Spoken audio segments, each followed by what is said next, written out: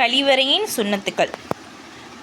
தலையை மூடிச் செல்வது, காலணி அணிந்து செல்வது, துவா ஓதிய பின் உள்ளே நுழைவது. நம்ம சொல்லிக் கொடுத்தோம் இல்லையா, துவா ஓதிய பின் உள்ளே நுழைவது. 4வது, முதலாவது இடது காலை உள்ளே வைத்து நுழைவது. சரிங்களா, இடது காலை தான் உள்ளே வச்சு நுழையணும். கிப்லாவின் பக்கம் முகத்தையோ முதுகையோ காட்டாமல் இருப்பது. பாத்ரூம் சில பேர் வீட்டில் அப்படி தான் இருக்குது, அதை நம்ம மாற்றிக்கணும். சரிங்களா, கிப்லாவின் பக்கம் முதுகையோ முகத்தையோ காட்டாமல் இருப்பது. ஏன்னா கிப்லாவின் பக்கம் தான் கஅபா இருக்கு இல்லையா, ஸோ அது ஒரு கண்ணியத்துக்காக.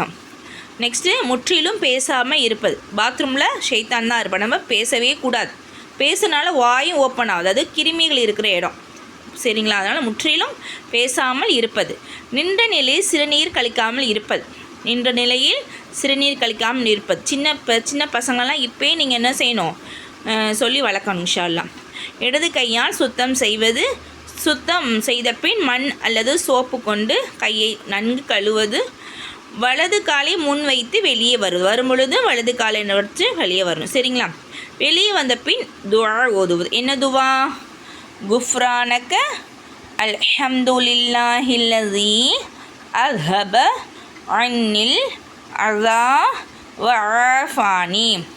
உள்ளே போகும்போது பிஸ்மில்லாஹி அல்லாஹும்ம இன்னி அஊது பிக மினல் ஹுப்ஸி வல் ஹபாயிசி.